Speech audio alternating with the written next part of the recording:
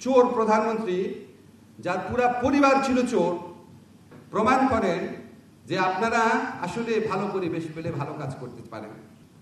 বনের প্রতি কি মায়া, বন চোর দেখে উনি কিছু করতে পারেন। শেখ হাসিনার ১৫ বছর শাসন আমলে দুদক ছিল, উচ্চ আদালতও ছিল, কিন্তু বিচারের নাম গন্ধও ছিল না। পাশাপাশি অন্যায্য বিচার হয়েছে খালেদা জিয়ার। ব্যাংকের ৩ কোটি টাকা হয়ে গেছে ৬ কোটি টাকা। ওই টাকা কেউ স্পর্শ করেনি।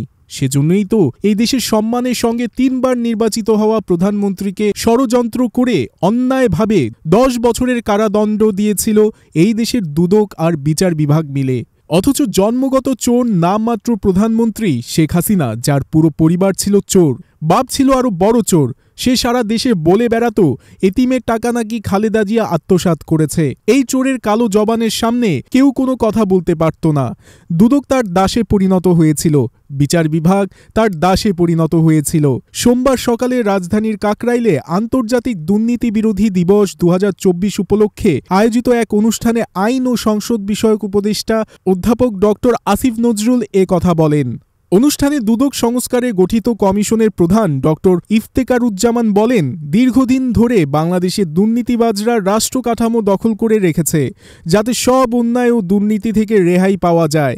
এভাবেই দুর্নীতিগ্রস্ত কর্তৃত্ববাদী সরকারের জন্ম হয়েছে। সংস্কার কাজ করতে গিয়ে রাষ্ট্রের বিভিন্ন প্রতিষ্ঠানের দুর্নীতিসহ দুদক কর্মকর্তাদের দুর্নীতির ভয়াবহ চিত্র ধরা পড়েছে। এখন সাঁড়াশি অভিযান পরিচালনা করা ছাড়া উপায় নেই।